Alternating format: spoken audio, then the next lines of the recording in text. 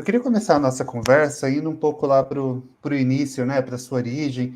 Eu queria que você contasse um pouquinho dos seus pais, quem foram seus pais. Eu queria que você contasse um pouquinho desse seu começo de vida, por favor. Tá.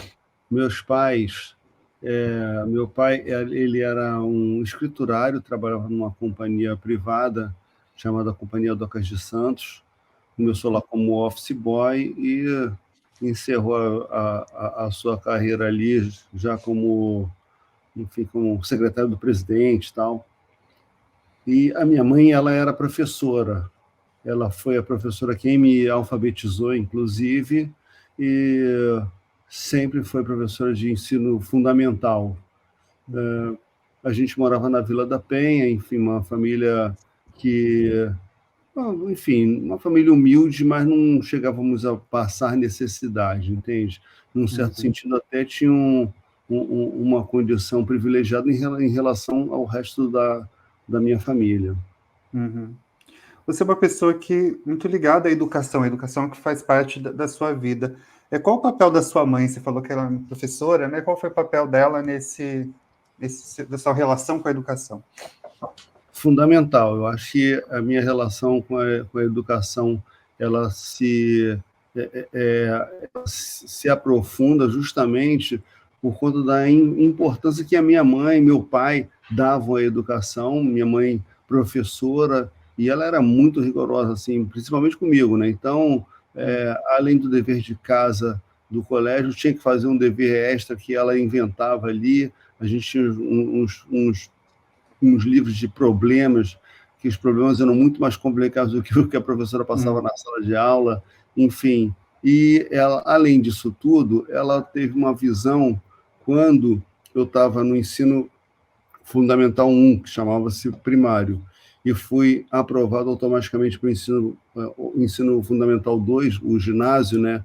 Eu estudava numa escola municipal e passei para uma escola, para um ginásio estadual. Só que esse colégio estadual estava pronto. Então, eu tive que estudar numa escola, era uma escola normal, né, escola para formação de professoras, onde a gente dividia o horário. E a gente já tinha uma carga horária muito baixa, né, de 4 horas, eu tinha apenas 2 horas.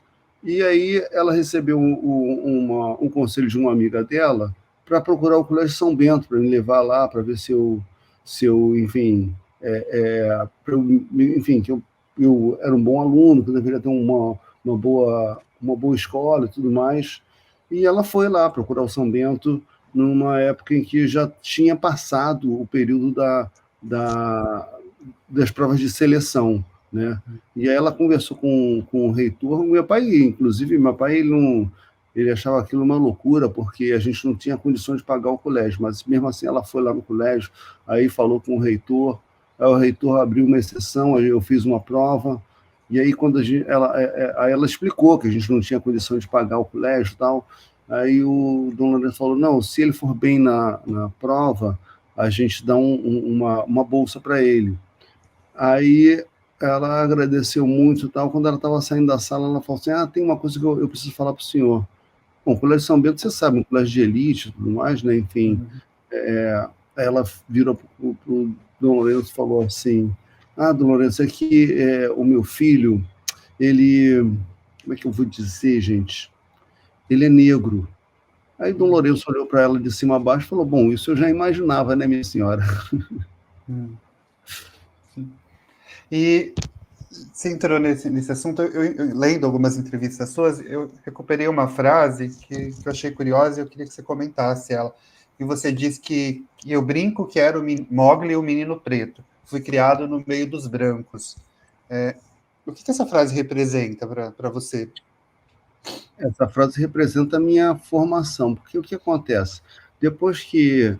Quando eu fui colocado no Colégio São Bento, eu fui distanciado dos meus colegas ali da Vila da Penha, né? Morava na Vila da Penha, no subúrbio e tal, e mesmo continuando morando lá, o que acontecia é que a carga horária do colégio era muito pesada e, além disso, tinha uma distância longa de transporte, né? Vila da Penha para a Praça Mauá, onde é o Colégio de São Bento, dá 1h30, mais ou menos, que eu tinha que pegar 2 ônibus e tal, né? Então, com isso, eu ficava a maior parte do tempo longe do bairro, né? E aí, com esse distanciamento, eu comecei a criar laços com o pessoal do colégio, né? Na segunda, numa outra etapa, quando eu fui para a faculdade, entrei para a faculdade de engenharia e também, enfim, primeiro, o São Bento, um colégio onde o ambiente era predominantemente branco, né? Eu era um dos 4 ou 5 alunos negros entre os 1.000 alunos. Então, era um ambiente, ali já era um mogli menino preto, né? E aí, quando eu fui para a engenharia da UFRJ, que também é um ambiente elitizado por conta de ser um curso muito concorrido e tudo, mas como eu vinha de um colégio extremamente elitizado, ali já era uma situação mais menos acentuada essa questão. Embora houvesse muito poucos pretos, né? Na minha turma, por exemplo, tinha muito poucas pessoas pretas. E aí, assim, quando eu conheci o pessoal que mais tarde a gente veio fazer a Caceta Popular e depois o Caceta Planeta, passei a circular muito na casa do Bussunda, do Beto Silva, do Madureira, enfim, eram pessoas que, de alguma maneira, me acolhiam, porque eu morava longe, então eu ia para a casa deles, na casa do Madureira, por exemplo, para estudar para engenharia, ele, o Beto e tal, na casa do Bussunda, muito para até fazer um jornalzinho, Caceta Popular e tudo, né?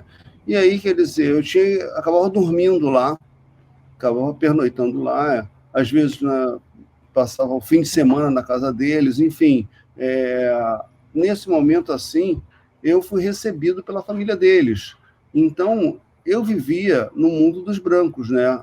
E é uma situação que eu vivo até hoje, porque vivo num condomínio exclusivo aqui no Leblon, no Rio de Janeiro, onde eu sou o único proprietário negro. Quando eu vou num restaurante, eu olho em volta assim, geralmente eu sou o único negro. Então, várias situações. Eu faço natação no mar, que apesar do mar ser de graça e tudo, você tem pouca presença de pessoas pretas fazendo natação. Então, no fim das contas, essa é a realidade que eu acabo vivendo e levando para o palco de uma forma divertida, né? Você citou a engenharia, né? Antes da engenharia, a escrita e a atuação, ela já faziam parte da sua vida? Ou foi algo que só aconteceu depois, quando você conheceu o Beto, o Marcelo, que aí começou essa produção do jornal, do Caceta Popular? Eu nunca tinha escrito nada além de redação para o colégio. E aí, quando eu entrei para a faculdade, fazia ali, fazendo faculdade, fiz engenharia de produção, e ali eu conheci o Beto Madureira, e a gente também atuava no movimento estudantil. Então, com isso, eu comecei a me envolver com as atividades culturais do centro acadêmico e tudo, né? E a gente resolveu fazer um jornalzinho, quer dizer, é uma ideia que a gente conversou assim numa aula, até uma aula de cálculo e tudo, e eu topei fazer, mas eu nunca tinha feito nada, né? Eu falei assim, cara, como é que vai ser isso? Fiquei meio na dúvida como é que ia ser aquela história, né? Mas eu falei, vamos encarar, porque eu achei boa a ideia, né? E ali eu escrevi pela primeira vez, assim, cometi um texto de humor ali pela primeira vez, fora algumas redações que já tinham uma certa graça e tal, que só mais tarde que eu fui resgatar e perceber isso, né? E, enfim, começou ali realmente o meu envolvimento com a escrita. Mas a leitura, ela já vinha desde o tempo de casa, né? Sabe? Sempre li, enfim, no período do Colégio São Bento também li, além dos livros do colégio, tinha os livros que eu lia nas férias, por conta própria e tudo. Então, a leitura fazia parte e o meu português era bem afiado, assim, porque não só o São Bento dava uma boa aula, ótimos professores de português, como também eu tinha muito interesse naquilo, independente de ter, enfim, de ter trilhado para o caminho da engenharia, porque eu vi que chega, na verdade, meu teste vocacional até foi meio assim, bipolar, porque tanto podia ir para a parte da engenharia, quanto podia ir para a parte de alguma coisa ligada ao português, né? Mas... O ruim é que tem tantas possibilidades quando você está numa época que você tem tantas dúvidas, né? É difícil. Exatamente. O que acontece, o que definiu muito foi, primeiro, pressão dos pais, né? E segundo, uma pressão econômica, porque fazer um curso de engenharia poderia resultar num salário mais alto, e isso seria benéfico para toda a família ali, né? Então, mesmo que não fosse aquela a minha vontade maior, entendeu? O bolso acabava pesando. E, de fato, aquilo foi fundamental, porque quando a gente passou um bom período fazendo jornalzinho e tudo mais, e até a revista, e sem remuneração, entende? Eu me bancava no início como estagiário de uma empresa de engenharia e depois como engenheiro. Então, escrever era um hobby, entendeu? E ele só foi possível porque eu tinha uma forma de sustento. E quando você se deu conta que poderia viver disso? Em que momento que isso aconteceu? Esse momento foi muito preciso. Foi no início de 1988, quando nós fomos contratados para ser redatores do TV Pirata, né? Na verdade, nós fomos contratados para ser redator de um programa novo que estava por vir. Esse programa veio a ser o TV Pirata, e naquele instante, assim, quando eu assinei o meu contrato de redator, eu imediatamente apresentei minha demissão na empresa de engenharia, muito feliz, aliás.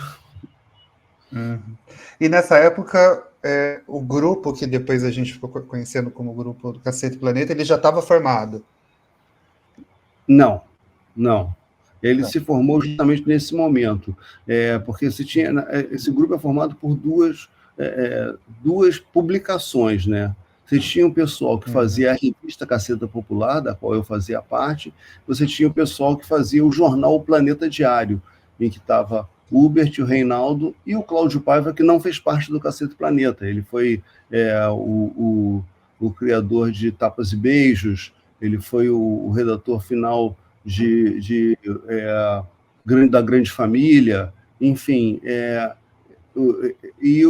eles três faziam o Planeta Diário, e num determinado momento o Cláudio Paiva saiu, ele foi para a TV Globo, e quando ele estava lá, ele conheceu o Guel Arraes e tudo, e os dois resolveram propor esse novo formato do TV Pirata, né?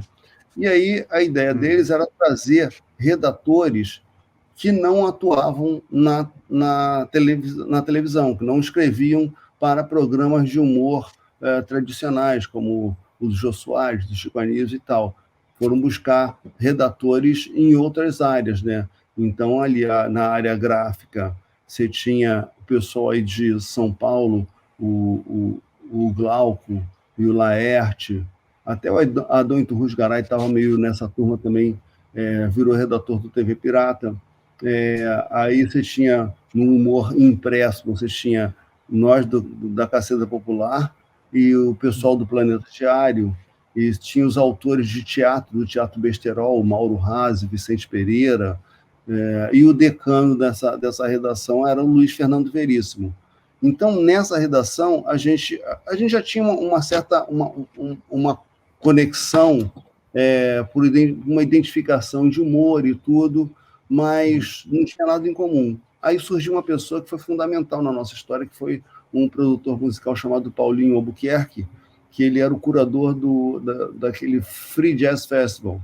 E ele também tinha nas mãos a programação de uma casa chamada Jazz Mania, aqui no Rio de Janeiro, mais precisamente no Arpoador, em que ele estava lançando novidades. E uma das novidades que ele lançou eram os shows da Marisa Monte, toda terça-feira, e a segunda-feira ela estava vaga. E aí ele queria botar alguma coisa de humor, ele era muito ligado ao humor e tudo.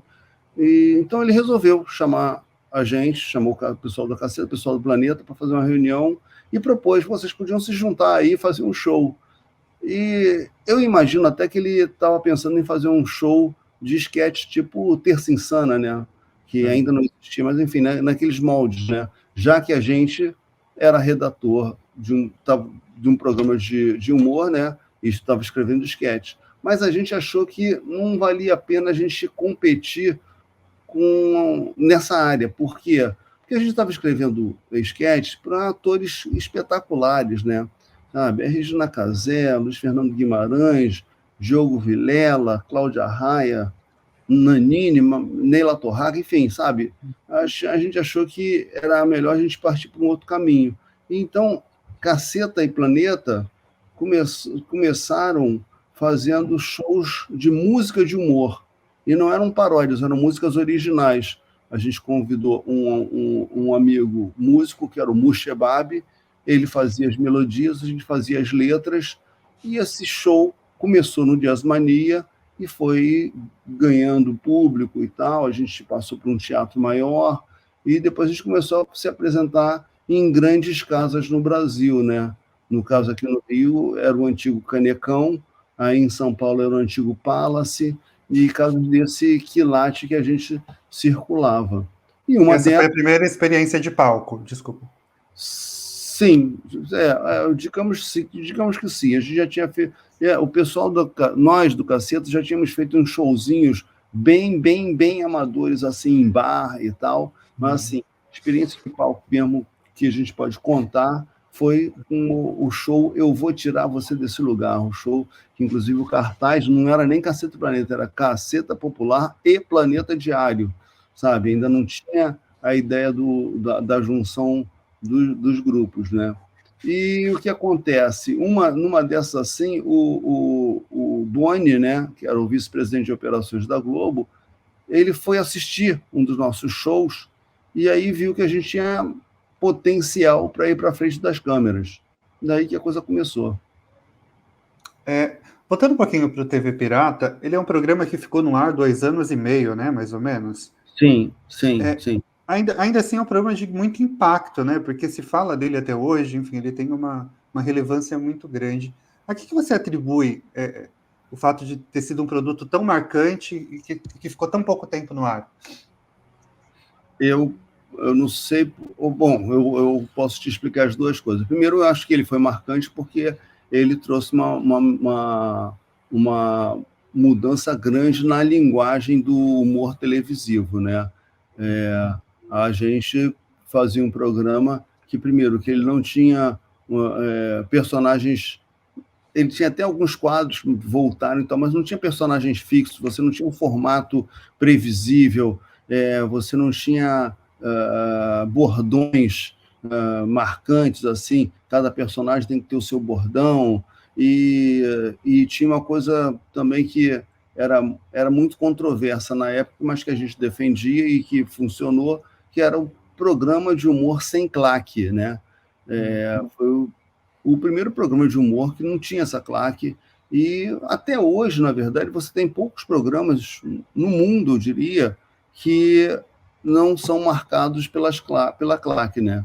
Então, era uma coisa que criou uma polêmica. O próprio Chico Anísio, ele achava que o programa não ia funcionar, e uma das razões era essa: como é que as pessoas não vão saber qual é a hora de rir? Aí a gente respondeu: não, eles vão saber sim, porque eles vão rir na hora que foi engraçado, entende? Vocês confiavam que ia funcionar, né? Ou existia um medo? A gente confiava que ia funcionar. A gente achava que porque sabe o que acontece? A gente vinha assistindo programas que a gente gostava muito do Chico Anísio, do Jô Soares, sabe? Acompanhava ali, a escolinha do professor Raimundo, assistia tudo isso assim. Mas a gente achava que poderia fazer algo diferente daquilo tudo. E uma das razões disso acontecer é que a gente que estava chegando na televisão naquele momento como redatores, uma geração que cresceu assistindo televisão e não ouvindo rádio, entende? Então, isso acabou criando uma visão diferente e muito natural para a gente de fazer. Não foi uma coisa que a gente ficou o tempo, pô, como é que a gente vai fazer para revolucionar? Não, a nossa maneira de fazer as coisas era aquela, entende? Talvez a gente teria dificuldade, talvez, de se adaptar como redator dos programas tradicionais. Era capaz da gente nem ser aprovado, sabe? Redator de um programa que tinha que bolar um bordão e não aquelas situações que a gente gostava de brincar com atualidade, com costumes, com o que estava se falando, paródia de comercial, enfim, algo mais ágil, né? Falando sobre a atualidade, né, acho que um programa também que foi feito muito em cima da atualidade foi o Cacete Planeta Urgente da Globo. Na Globo. Exato. A gente radicalizou a aproximação da atualidade com humor, sabe? Tanto que o nosso bordão era jornalismo mentira, humorismo verdade. Era uma ideia de você fazer, você se apropriar das notícias e levá-las de uma outra leitura. E a gente gostava de interferências na realidade. A gente já tinha tido uma experiência de interferência forte na realidade quando nós lançamos o Macaco Tião como candidato a prefeito, né, em 1988.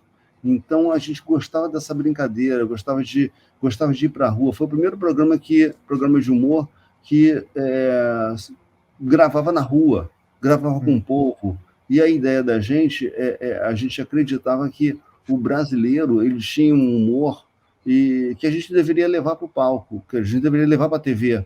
E aí, o gol da gente, inclusive, era quando a gente era sacaneado pelo público, porque a gente queria mostrar como o povo é divertido, sabe? A ideia é muito essa, assim. Tanto que a gente só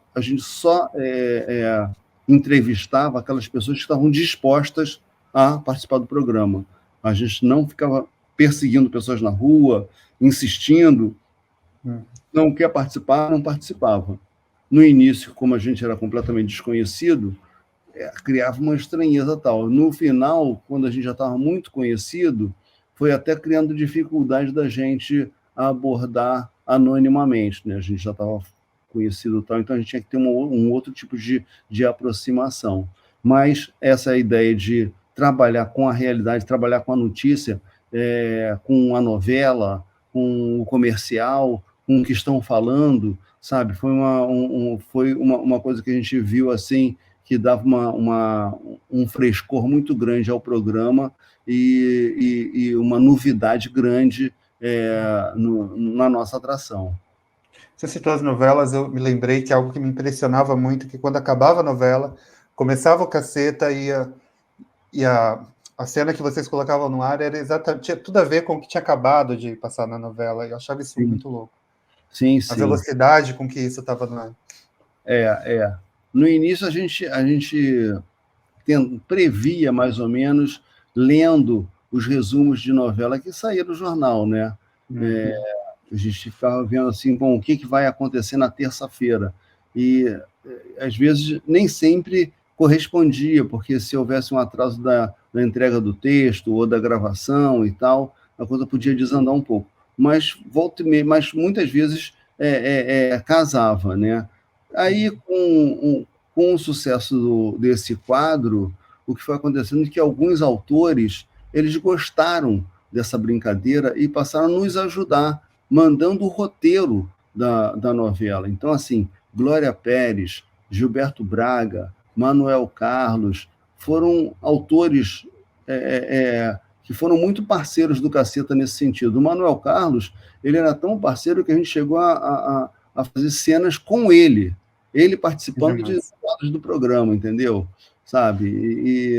E assim, as pessoas volta e meia perguntam assim, pô, mas os atores ficavam chateados com as paródias e tal.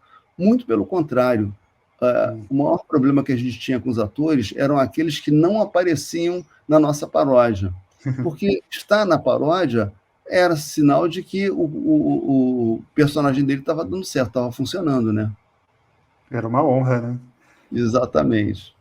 Nesse período, como é que você descreveria o humor que vocês produziram ao longo desses, sei lá, 20 anos na Globo, né?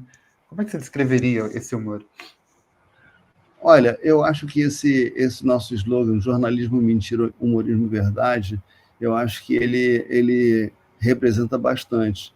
Mas, assim, essa, a ideia de ser um humor contemporâneo, de estar ligado à atualidade, estar antenado com o que está se passando naquele instante, foi uma grande novidade, porque os programas de humor eles eram gravados, inclusive, em série, né?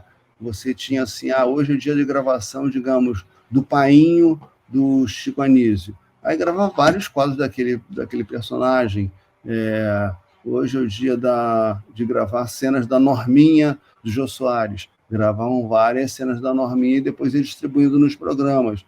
E o nosso programa, ele era fechado programa a programa, porque você tinha uma parte do programa que ela era fria, digamos assim, mas tinha uma outra parte que ela era quente, que ela, enfim, que era a partir do que estava se passando naquele instante. Então essa parte a gente gravava na segunda-feira, e ela entrava na edição do programa à noite para na terça-feira estar no ar, né? Então esse frescor do programa que não existia na televisão naquele momento trouxe uma grande novidade, né? E criou assim uma identificação grande, principalmente com o público mais jovem, né? Mas o público velho também gostava, porque a gente tinha a preocupação assim, a gente tinha a consciência de que estava fazendo uma TV aberta, né? E com isso a gente queria atingir os públicos mais diversos possível ao mesmo tempo, do norte ao sul, condições, faixas de renda, né, as mais distintas possíveis, faixas etárias também, porque era um momento em que a família toda se reunia na frente da televisão para ver uma atração, né? E uma coisa que é completamente na contramão do que a gente vive hoje, né? Em que Nossa, totalmente. cada perfil tem o seu próprio canal, sua própria atração, o seu próprio interesse. Essa relação com o que estava acontecendo no momento, e essa tentativa de alcançar vários públicos ao mesmo tempo, você acha que foi o segredo para o programa ter permanecido tanto tempo no ar? Acho que sim, acho que isso foi muito importante para o programa permanecer no ar, entendeu? Agora, depois também a gente conseguiu criar personagens que foram muito marcantes, como o Seu Creyson, o Massaranduba, Chicória Maria, a Carajete Love, enfim, personagens que o público acabou abraçando, mas que eles não estavam em todos os programas o tempo todo, como era muito comum, né? Eu me lembro que eu via o programa do Jô, o Vivo Gordo, e assim, eu ficava com uma expectativa grande de ver o primeiro programa do ano, geralmente era em abril, né, quando começava a nova programação da Globo, mas assim, depois eu via que o programa, ele meio que, ele repetia, de certa forma, aquela fórmula, né, entendeu? Eu continuava vendo porque eu gostava, achava divertido tudo, mas a novidade mesmo acontecia dos novos personagens, sabe, que surgiam justamente no primeiro programa e aquela temporada toda, aqueles personagens estariam presentes, né? Esse é um programa que brinca com a atualidade, né, que fala sobre a atualidade, ele também precisa ser olhado com esse olhar, né? Ele descreve, faz piada de um momento específico da vida. Não dá para olhar o Caceta com os olhos de hoje, né? O que você É, acha? sim, sim, eu acho que você tem que colocar as coisas nas suas épocas, né? Entende? Então, não faz sentido você hoje olhar para trás, ver o programa lá 20 anos atrás, e você cobrar que a gente pensasse em atender o, os desejos do público de 2024, entendeu? A gente tinha que atender os desejos do público que estava assistindo televisão naquele momento, entende? E isso, às vezes, cria uma certa defasagem, assim, na crítica, sabe? Porque vai ser a crítica como se o programa estivesse no ar hoje, né? E o programa esteve no ar naquele momento onde a sociedade toda tinha uma forma de ver o mundo, entende? E que muitas vezes o jovem hoje, que vê as coisas de forma diferente, não entende que a sociedade toda, não era o criador do programa que tinha aquele raciocínio. O programa estava lá porque ele representava, ele era um sucesso, ele tinha uma audiência alta, justamente porque as pessoas se sentiam representadas naquela atração. Você estava num programa e o que você era, naquele momento, o único homem negro dentro do programa. Isso te incomodava de algum grau? Como é que você pensava sobre isso? Não, eu não pensava sobre isso, não, sabe? Eu não pensava sobre isso, mas, assim, eu tinha bastante liberdade, porque, assim, o que acontece é que eu era o primeiro humorista negro que estava na frente das câmeras, ao mesmo tempo que estava por trás na redação, entendeu? Então, eu tinha influência no texto que estava sendo produzido naquele momento ali no programa, entende? Agora, a minha forma de ver as coisas, o meu humor e tal, é provavelmente diferente do que um garoto novo, preto, hoje, que começa, entendeu? Então, eu tinha uma tolerância para determinadas piadas que hoje em dia, talvez o cara, não, acho isso demais, não sei o quê. Mas, enfim, a verdade é que, ao contrário do que aconteceu com o Mussum, que recebeu, volta e meia, eu vejo críticas e tal, o Mussum não fazia parte da redação do programa dele, entende? Provavelmente o programa dele era escrito por pessoas brancas, sabe? E parte do que eu atuava, boa parte, era também feito por pessoas brancas, que a maioria da redação era branca, né? A maioria tirando eu, preto, o Cláudio Manuel, um mestiço, baiano mestiço, os outros todos eram brancos. Então, quer dizer, não tinha essa questão. Mas, assim, eu me sentia com bastante liberdade para criar as coisas, para apresentar e para rejeitar também quando eu achava que estava demais. Falou sobre liberdade, vocês trabalhavam, né, numa emissora muito grande, com diversos interesses. Até que ponto havia uma interferência da Globo? Havia uma interferência da Globo? A gente passou muito tempo, né? Foram 20 anos. Então, a gente passou por diversas etapas, né? A gente passou por um momento ali, no começo, de descoberta e de rompimento com uma série de tabus e tudo, onde a liberdade era absoluta, né? Então, tanto TV Pirata quanto o Cacete Planeta, na fase inicial, a gente teve muita liberdade, entendeu? Alguns quadros de TV Pirata também, a gente até falava, porra, hoje, não é nem questão de hoje, assim, a gente fala, pô, caraca, eu não faria mais isso, mas, enfim, foi feito e rolou, entendeu? Por outro lado, também havia, assim, como eu estou falando, a sociedade tinha uma compreensão de que aquilo ali era humor, sabe? Eu acho que tinha uma aceitação mais, mais mais plausível, assim, do que se produzia, que entendia que, pô, aquilo ali é um programa de humor, ninguém está ali, sabe? O humor não era tão levado a sério quanto hoje em dia, que parece que as pessoas fazem teses na frente da televisão, sobretudo quando estão nas redes sociais, né? As pessoas ficam muito inteligentes nas redes sociais, entende? Então, todo mundo tem opinião sobre tudo, né? Principalmente sobre a opinião dos outros, né? As opiniões originais são raras, mas a opinião sobre a opinião do outro é muito corriqueira. Ali nos anos iniciais do programa, teve a entrada da Maria Paula também no programa, né? Essa entrada, sim, ela foi... ela era uma necessidade? Vocês viram que existia uma necessidade de ter uma mulher? Como é que foi essa entrada dela, a chegada dela ao grupo? Olha, a Maria Paula, o que acontece? Quando você vê lá, a primeira vez que a gente foi ao ar na frente da câmera, a gente foi num programa chamado Dores para Maiores, que foi justamente o programa que sucedeu ao TV Pirata, né?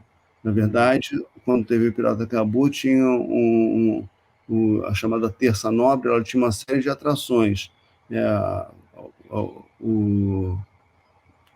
Histórias da vida privada, digamos, História da vida privada, aí o Dores para Maiores e mais outros dois programas que eu não me lembro quais eram. Mas, enfim, o Dores para Maiores era o quê? Ele era um programa... A gente apresentou o projeto do Cacete Planeta Urgente. E o Boni falou, cara, não tem condição, vocês são pessoas desconhecidas, não tem nenhum galã aí entre vocês e tal, sabe? Vocês não têm apelo físico para estrelar um programa no horário nobre da Globo.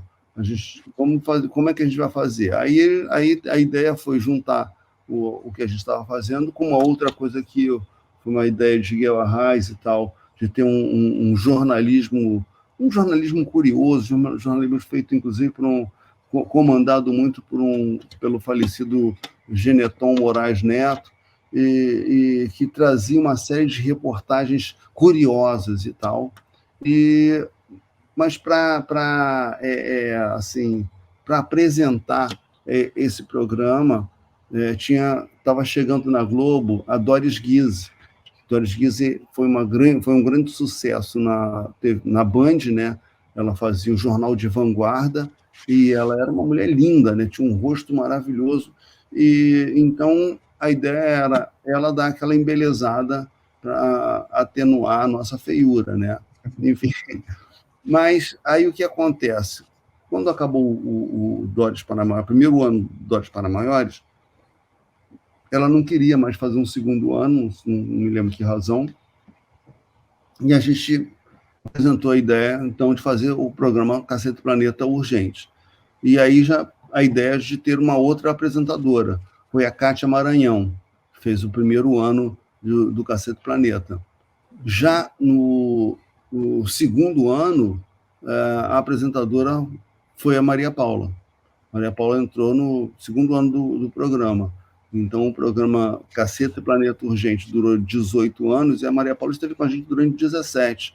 E, no início, ela era apenas uma apresentadora, mas ela era muito esperta, muito safa, divertida, super moleca. Então, ela foi topando fazer as brincadeiras que a gente fazia, foi também desenvolvendo um lado atriz dela, entendeu? Foi ganhando mais espaço, fazendo paródias de personagens, entrando na novela e tudo mais, e aí ela se integrou bem no Cacete Planeta Urgente, né? Não só no Cacete, como também somos amigos até hoje. Então, ela teve um papel importante no nosso programa, sim. Você falou, além da relação profissional, né, você e todos os outros integrantes têm uma relação pessoal também. Como é que era conciliar isso nos bastidores? Como é que era esse convívio?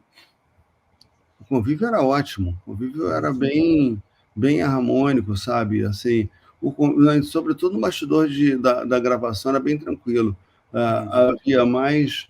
A porrada comia mesmo era na hora da redação, que era a hora que eu estava criando os textos e tal, e um discordava aqui de uma piada, outra achava que a piada X era melhor e tal. Enfim, havia um quebra-pau, mas um quebra-pau bem saudável. Acabava tudo, a gente saía para almoçar, todo mundo junto, sem problema nenhum, entende? E aí, inclusive, para que isso se mantivesse assim, essa harmonia se fosse preservada, algumas decisões foram muito importantes. Uma delas é que a gente não se escalava para papéis no programa. Isso era uma atribuição do diretor do programa, que era o Zé Lavínia, no caso, entende? Então, com isso, a gente tirou uma decisão que poderia gerar uma fogueira das vaidades, dentro do grupo, né? Se o diretor tá escalando, ele tinha a preocupação também de criar um equilíbrio, né? Para que todo mundo aparecesse no programa e tal. Enfim, isso foi muito importante para a sobrevivência do trabalho em grupo. E teve um momento que você sentiu que o programa estava caminhando para sair do ar, para chegar, enfim, para encerrar esse ciclo? Você consegue perceber isso?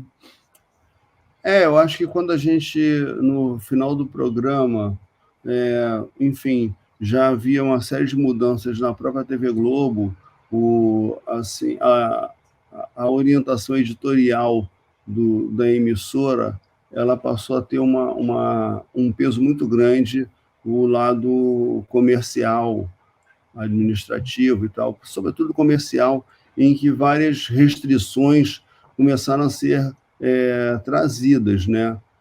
Por exemplo, a gente não podia fazer paródia de comercial porque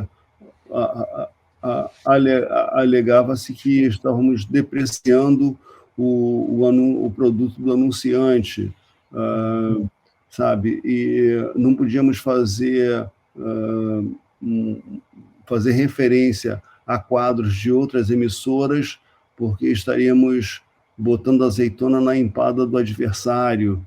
Enfim, uma série de questões ali que foram enfraquecendo num momento em que você estava começando a surgir novos players no mundo da comédia na TV, né? Estava ali começando a surgir o CQC, o Pânico, em emissoras, nas outras emissoras na Band, na Rede TV e tal, com uma liberdade que a gente já não gozava mais. Então dava aquela impressão de que, pô, sabe, o caceta encaretou. E, na verdade, a gente estava incomodado com aquela pouca liberdade que a gente foi perdendo, né? Entende? Então, eu acho que isso deu uma certa engessada no programa, mas, enfim, estávamos ali já, pô, ficamos no ar com Cacete Planeta Urgente durante 18 anos, voltamos depois, inclusive, já com Cacete Planeta Vai Fundo, a gente ficou um ano fora, aí voltamos fazendo um Cacete Planeta Vai Fundo, já num outro formato, enfim, era um programa de temporadas, a gente fez 2 temporadas no ano, e cada uma delas com 10 programas, em total de 20 programas, e a gente fazia, numa temporada corrida do ano, a gente fazia 40 programas, então 40 ou mais. Então, e esse programa, o Cacete Planeta Vai Fundo, pouca gente até conhece, porque ele saiu do horário tradicional, que era das terças-feiras, para ir para sexta-feira, depois do Globo Repórter, ou seja, estava mais escondido. Então, ele já dava a sensação de que as coisas não estavam como antes, né? E vocês chegaram a tentar apresentar um projeto parecido em outra emissora, ou isso não... Essa conversa nem chegou a acontecer? Olha, a gente até chegou, mas não com muito entusiasmo, com muito ímpeto, porque as outras emissoras, elas temiam muito o custo de produção do programa, essa agilidade, viagens e tudo que a gente estava acostumado a fazer para manter aquela qualidade, seria bem complicado para uma emissora menor manter as coisas no padrão que a gente estava habituado na TV Globo. Então, acho que... E também, assim, acho que pessoalmente também a gente já estava num momento ali em que os 30 anos de relação profissional juntos, né? Porque antes dos 20 do Caceta já tinha 10 de jornal e revista e tudo mais. Então, quer dizer, eu acho que chegou um momento ali que a gente viu que podia partir para outros caminhos, fazer, enfim, aquele ciclo estava bem encerrado. O que é interessante, o que é importante de ressaltar é que isso as pessoas às vezes relacionam o fim do programa com a morte do Bussunda, mas o Bussunda ele morreu em 2006. O Cacete Planeta foi até 2011 e ainda tivemos o Cacete Planeta Vai Fundo em 2012. Quer dizer, o grupo sobreviveu à partida do Bussunda, entende? Mas as restrições, as dificuldades ali e a concorrência que estava surgindo de garotada mais nova, enfim, acho que foram fatores que pesaram mais para o fim do programa. E qual que é o sentimento depois que o programa acaba, né? Porque você fica muito tempo no mesmo projeto, eu acho que de alguma forma isso dá uma segurança, uma tranquilidade. Depois, como foi o sentimento depois que o programa acabou? E o quanto isso poderia representar em outras possibilidades? Olha, o meu sentimento era assim, de olhar para a história do Cacete do Planeta dentro da história do humor na TV, o sentimento é de orgulho. Eu tenho orgulho tremendo, sabe, de mostrar assim, pô, a gente escreveu o nosso nome na história do humor da TV brasileiro, entende? Esse é o maior sentimento de, porra, cara, a gente fez uma porra do caralho lá mesmo, entendeu? A gente, tanto que é uma coisa que foi marcada e eu tenho certeza que a gente influenciou muita gente que faz humor hoje, porque começou vendo o Caceta, vendo, pô, tá aí, eu queria fazer isso. Eu encontro muitos comediantes agora nessa minha rodando o Brasil fazendo stand-up, então muita gente fala que, pô, eu comecei a fazer humor vendo vocês, eu gostava do que vocês faziam, e não sei o que, eu queria, pô, o meu sonho era fazer parte daquela turma, enfim, porque a gente estava trazendo uma coisa que deu uma chacoalhada, né, no humor televisivo, entende? E então esse é o sentimento maior que ficou. O mundo mudou muito, né, nesses últimos anos. Hoje, fazer humor é mais difícil do que fazer do que naquela época do Caceta? Olha, essa é uma pergunta que as pessoas fazem muito, como se fosse fácil, como sempre tivesse sido fácil e agora ficou difícil. Eu acho que assim, cada época tem as suas dificuldades inerentes, suas dificuldades próprias. Então, quando a gente começou, vou te mostrar aqui uma coisa. Vou mostrar aqui. Esse aqui foi o primeiro jornalzinho que a gente fez na Faculdade Legal. De Engenharia, tá? A Caceta Popular. Eu, Beto Silva e Marcelo Dureira. Que é o que foi impresso com mimeógrafo? Mimeógrafo a álcool, tá? Isso foi impresso em 1978. Em 1978, a gente não estava nem no governo Figueiredo, a gente ainda estava no governo Geisel, sabe? Então, a gente começou a trabalhar debaixo da ditadura militar, sabe?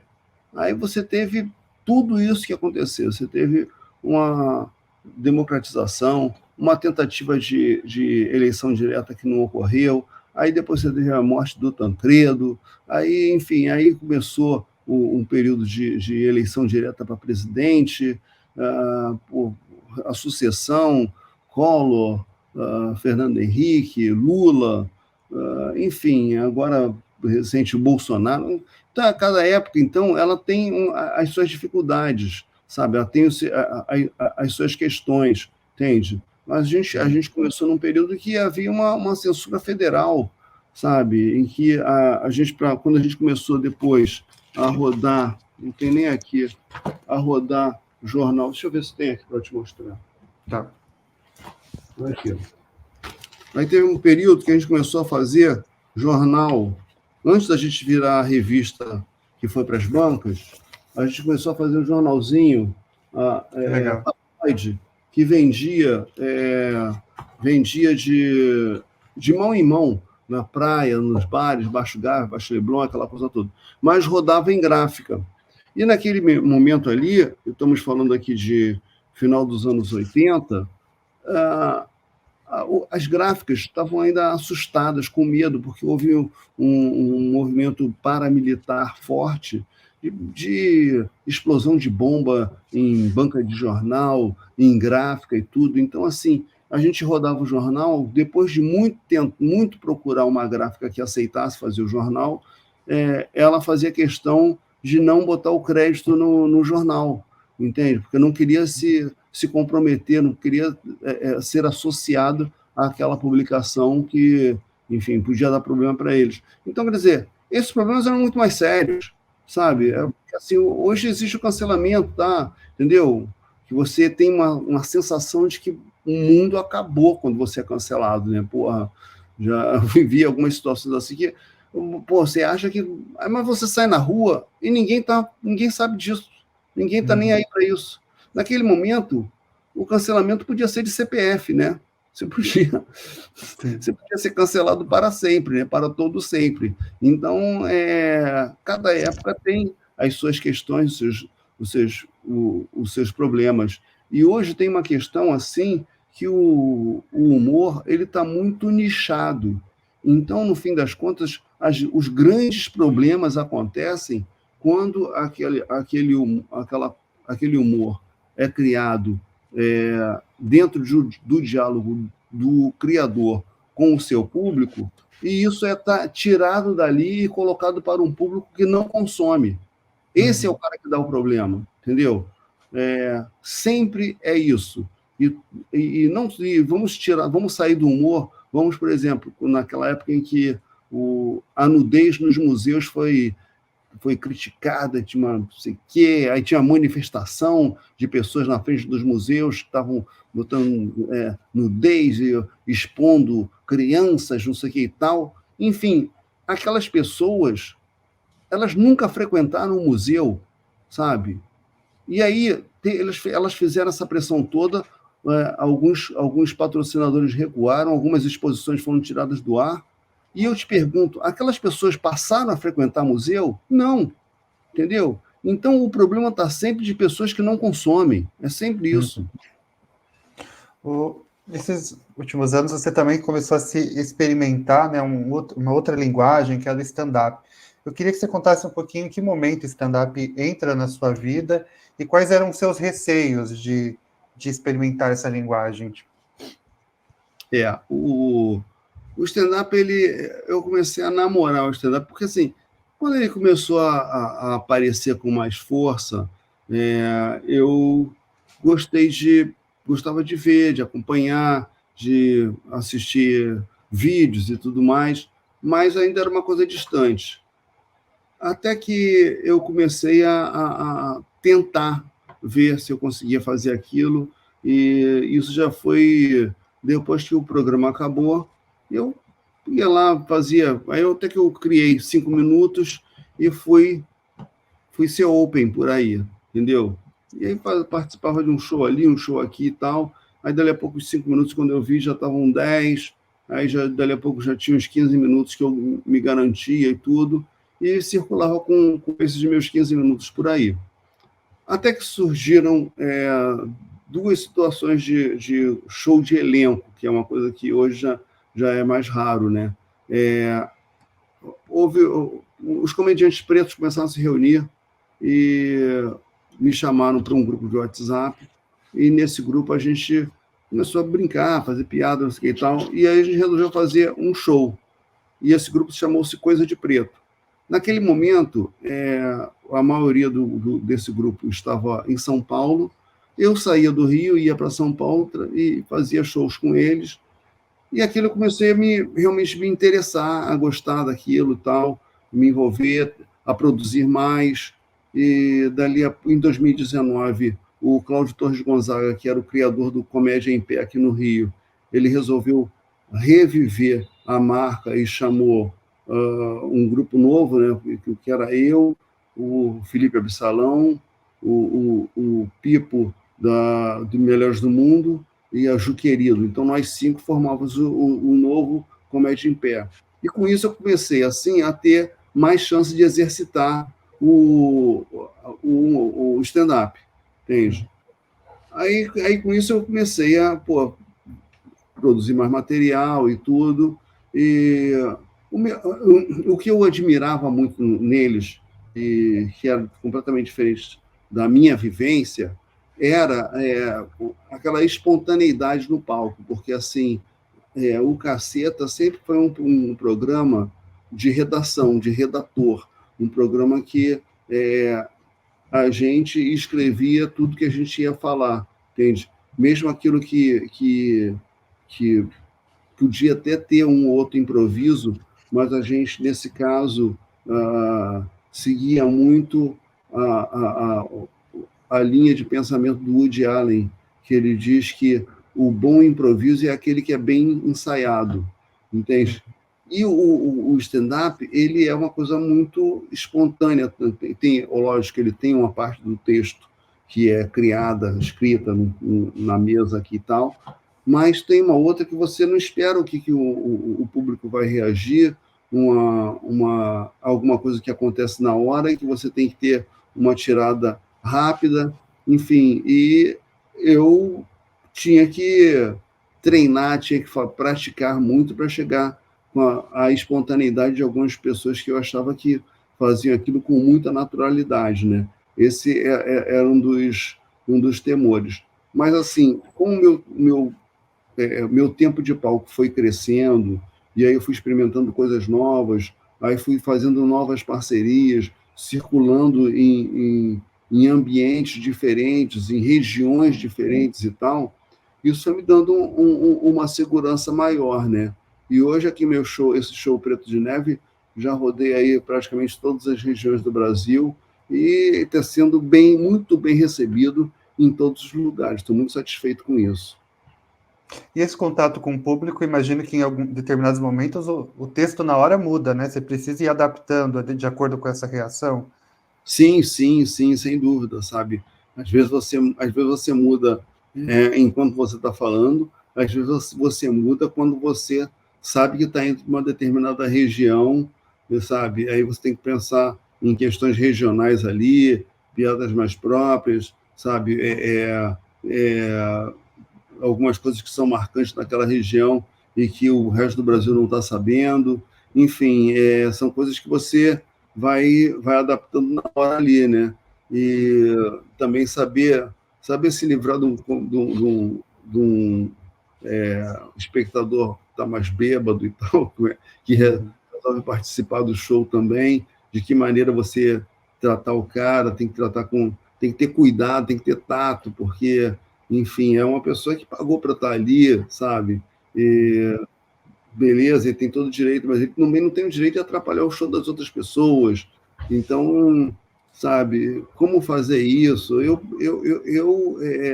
procuro não ofender essa pessoa, mas, enfim, procuro às vezes ignorar para seguir o show e aquela figura não atrapalhar tanto, né? Você citou algumas figuras que você disse que eu vi algumas pessoas com uma espontaneidade que você mirou. Quem são essas pessoas, né? Quem são esses artistas que você acompanhava e acompanha? Olha, ali no mundo do stand-up tinha gente como o Kedney Silva, o Gui Preto, Yuri Marçal, o Rodrigo Marques, Afonso Padilha, Renato Albani, gente, o Júnior Chicó, sabe? Você Eu tem adoro Chicago. pô, maravilhoso. A Bruna Braga, sabe? Danúbia Lauro, sabe? Cara, Carol Delgado, enfim, figuras ótimas. Aí tem figuras que o público não conhece tanto, como o Abner Henrique, o Rafael Tibério, tem o Jefinho Farias da Praça é Nossa, que é uma figura ótima, Nil Agra é uma figura ótima, enfim, tem uma série de comediantes que eu admiro muito, assim, que eu presto atenção para ver o que eles estão fazendo e como eu posso beber naquela fonte. Você citou a peça, né, atual, a Preto de Neve. Eu queria que você contasse um pouquinho quando nasce essa ideia da peça e contasse, de uma maneira geral, os temas que você aborda, né? Como é que é? Preto de Neve surgiu quando eu achei que deveria ter o meu show solo, né? Eu já vinha apresentando uma série de sets por aí, enfim, mas eles eram independentes, espalhados e tal, até uma hora que eu achei que eu já tinha um material suficiente para reuni-los e criar um show solo, né? E aí a ideia do Preto de Neve, ela veio porque eu achei assim, qual seria uma característica minha e que eu pudesse apresentar para o público, assim, sendo o stand-up um show confessional, né? Você se expõe ali, é muito autobiográfico, né? Então, uma coisa que eu percebi, que era uma situação mais ou menos inédita no meu caso, um preto que vem da televisão, teve um programa muito bem sucedido na TV durante anos, está chegando agora no stand-up, mas é um preto habituado a circular em ambientes elitizados, tanto no Rio, no Brasil, fora do Brasil e tudo mais, né? Então, é uma situação diferente. Não podia chegar para falar, sabe, quando do tempo que eu morava na favela, não é do tempo que eu morava no morro, coisa que nunca aconteceu, entende? Então, isso que era muito comum, que é muito comum, assim, no mundo da comédia preta, eu falar, cara, eu não tenho esse texto porque eu não tenho essa vivência. De que vivência que eu posso ter? Eu posso mostrar como é que são esses ambientes num lugar onde essas pessoas normalmente não estão. Posso mostrar para elas, para o público preto, o que eu vivo tal. E uma das coisas assim bem elitizadas é o esporte de inverno, né? Então, o esporte na neve é uma situação onde você vê muito poucos pretos, né? E eu, particularmente, não é a minha praia. A minha praia é a praia, né? Eu sou um nadador de águas abertas e tal. Então, para mim, aquilo era um horror. Mas a minha família gosta, meus filhos adoram, entendeu? A minha mulher esquia bem e tal. Então, volta e meia, eu fui forçado a viver a coisa de esquiar, entendeu? E ali eu fui vendo situações e que eu fui anotando assim, eu falei, cara, isso aqui, tudo bem, eu posso não esquiar muito bem, mas isso aqui pode me dar boas piadas. E aí eu criei a ideia do Preto de Neve, que tem uma história toda uma experiência desastrosa que eu vivi na neve, né, e que eu trouxe para o show, junto com contar como é viver num condomínio de luxo no Leblon, sendo o único morador preto, como é que é isso, sabe? Também falo de outras questões, como a coisa do meu esporte.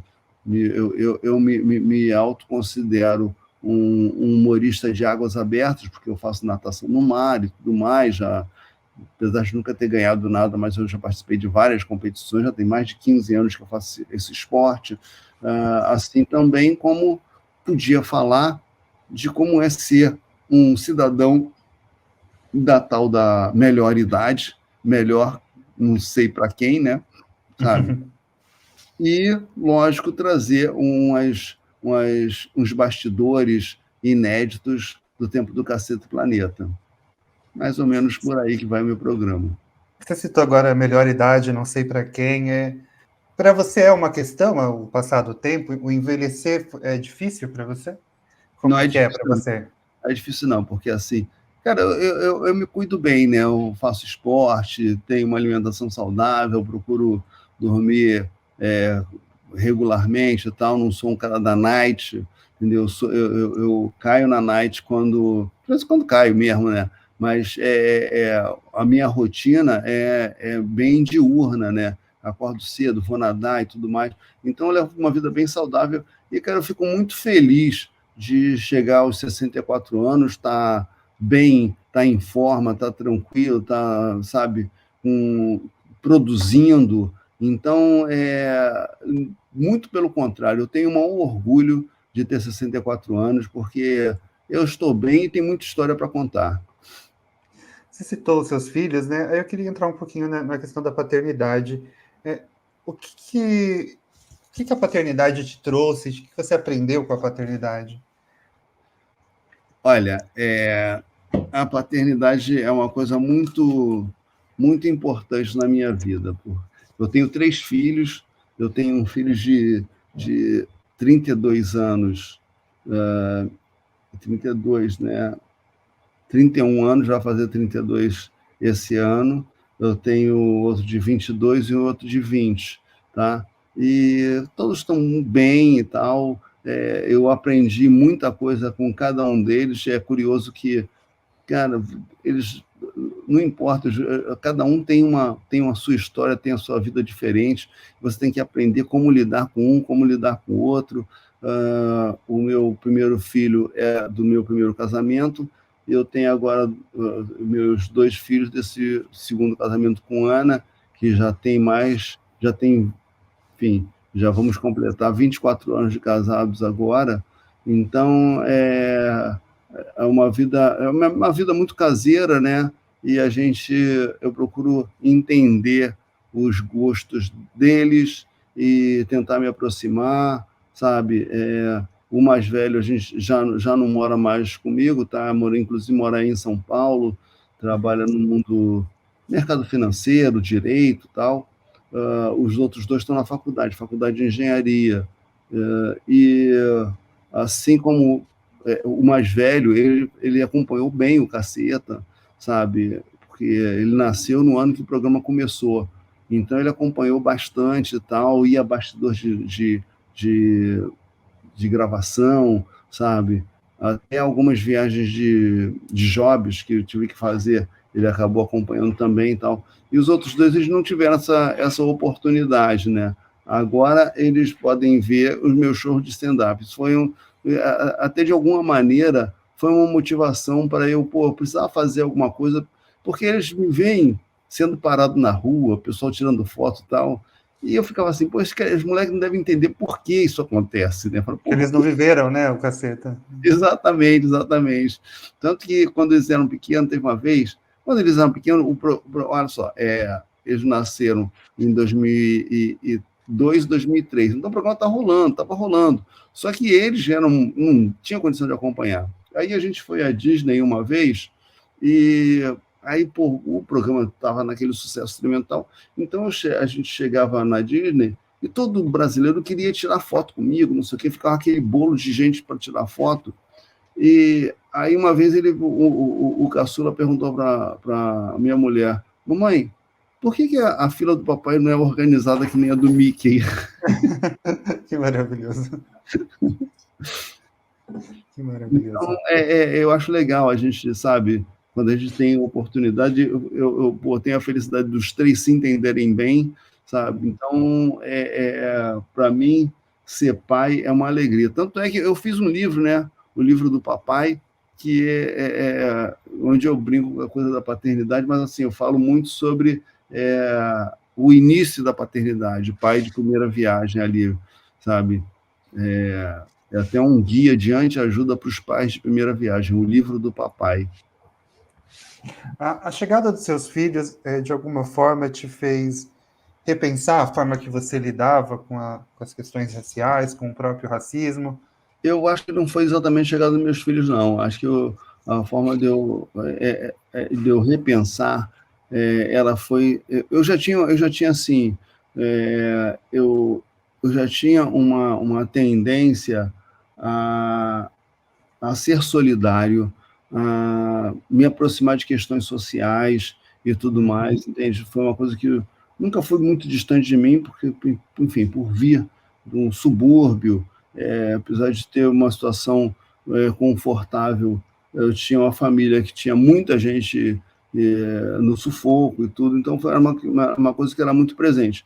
Mas isso foi crescendo e essa discussão foi se aprofundando, se amadurecendo, principalmente, sobretudo mais recentemente. Eu acho que eu passei a refletir mais sobre isso quando essa discussão ela veio mais à tona na sociedade mais recentemente e foi se aprofundando, sobretudo depois do movimento Black Lives Matter e tudo, que eu comecei a refletir, a ter contato com as pessoas, a conversar mais com outros pretos, sejam eles militantes ou artistas e tudo, entende?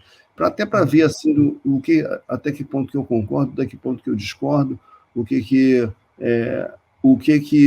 a minha vivência diz, o que a minha vivência escamoteia nessa questão, em que circunstância, mesmo eu sendo uma pessoa preta, eu me sinto uma pessoa privilegiada, entende? E distante de certas ameaças, e lembrar as ameaças que aconteceram no passado, as sutilezas do racismo que eu vivi e que, de repente, passaram despercebidas ou que eu não quis guardar, enfim, e a questão da autoestima, que, enfim, eu tive que trabalhar muito sozinho para desenvolver minha autoestima. Então, são questões que eu venho pensando e venho jogando para refletir a minha trajetória nessa história toda. Afinal de contas, eu era o único preto num colégio de São Bento que tinha 1.000 alunos, quatro pretos, entende? Obviamente que havia um desconforto, sabe? Mas havia uma vontade minha de me adaptar àquele mundo, porque eu achava que aquele mundo era a saída para um novo horizonte. Então, você acaba engolindo certos sapos e tudo mais no decorrer dessa caminhada. A peça, o humor no geral, mas essa peça em específico, a Preto de Neve, ela de alguma forma te ajuda a lidar com essas questões? Eu acho que assim, o que acontece é que o fato de estar na estrada fazendo humor, isso me ajuda, porque isso me coloca em contato com muita gente e muito artista preto. E assim, eu geralmente, quando for fazer o meu show, eu sempre chamo alguns, ou um ou mais comediantes para fazer a abertura do meu show. E muitas vezes são comediantes pretos que eu chamo, sabe? E aí eu converso com eles e vejo qual é a realidade, sabe? E eu fico muito espantado, muito surpreso, sabe? Tem pessoas que me surpreendem até hoje, sabe? Tem gente que faço show com bastante frequência com um amigão meu chamado Romarinho Ferreira, que ele, cara, ele começou como um auxiliar de pedreiro, sabe? A Zete Brito, também uma comediante maravilhosa que tem aí em São Paulo. Poxa, ela foi agricultora no interior da Bahia, foi para São Paulo para ser babá, hoje é transista. Então, são realidades completamente diferentes de uma figura que teve um programa de sucesso na TV Globo e hoje mora no Leblon. Então, quer dizer, estar com essas pessoas é uma coisa que, sem dúvida, enriquece muito a minha vida. Hélio, eu quero te agradecer pela conversa.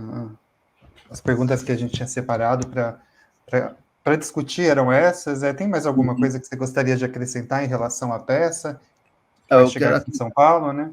Quero acrescentar que a peça Preto de Neve vai estar nessa sexta-feira no Comedy Sampa ou Marte Hall, está mudando o nome lá, mas enfim, o Preto de Neve estará lá a partir das 21 horas, os ingressos estão disponíveis nas plataformas, até no meu Instagram, @lapena você acha. Estarei sexta-feira no Comedy Sampa, estarei sábado em Campinas, no Interiorano Clube, e estarei domingo em Sorocaba, na Black House. Então, essa a mini temporada no estado de São Paulo, nesse fim de semana. A peça está bem divertida, o pessoal está gostando no Brasil inteiro. Então, chegou a vez de São Paulo dar aquela gargalhada na minha frente. Maravilha, muito obrigado. Foi um prazer falar com você, de pessoa que adorava Cacete Planeta, que admira muito seu trabalho. Muito obrigado mesmo. Obrigado, Ricardo. Foi um prazer falar contigo também. Obrigado pela oportunidade de divulgar o meu trabalho, um pouco da minha história. E se você quiser ir assistir o meu show, está convidado. Qual?